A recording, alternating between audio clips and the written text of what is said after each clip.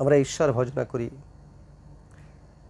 গুরু বন্দনা করি, কিন্তু আমাদের মনে প্রশ্ন থেকে যায়, আমি কেন ঈশ্বরের সাড়া পাই না? কেন ঈশ্বর আমার সঙ্গে যোগাযোগ করেন না? কেন দেখা করেন না? গুরুর প্রতিও সেই একই রকম আমাদের অভিমান। গুরু কি আমার কথা বোঝেন না? আমার কথা শোনেন না? কেন শোনেন না, কেন বোঝেন না? একটি গল্প বলি। একটি শিষ্য একদিন খেতে বসেছেন বাড়িতে, মাটিতে আসন পেতে বসেছেন খেতে। গুরুদেব কাছাকাছি কোথাও এসেছিলেন, তাই ওই শিষ্যের বাড়িতে পদার্পণ করেছেন। শিষ্যের বাড়িতে এসে দেখছেন শিষ্য খেতে বলেছে। তো খেতে বসা দেখে গুরুদেব বললেন, বাবা তুমি খাও, আমি একটু পাশের বাড়ি থেকে ঘুরে আসি। একটু দূরে, আর একটু জায়গা থেকে। পাশের বাড়ি বলতে তো গায়ে গায়ে বাড়ি নয়, তো একটু দূরে। তা গুরুদেব ওখান থেকে বেরিয়ে চলে এসছেন। তখন শিষ্যের মনে পড়েছে, আহারে গুরুদেবকে তো একটা বিশেষ প্রয়োজনীয় কথা আমার বলার দরকার ছিল।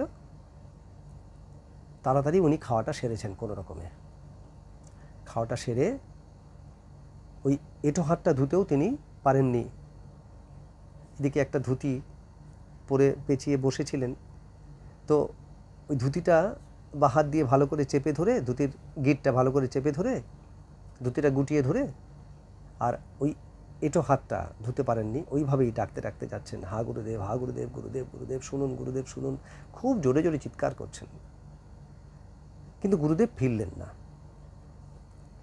এবার শিষ্যের রাগ হলো যে এত ডাকলাম, যত দূর গুরুদেব গেছেন ওই পর্যন্ত আমার এই আওয়াজ যাওয়ারই কথা, উনি শুনলেন না, এই এত চিৎকার।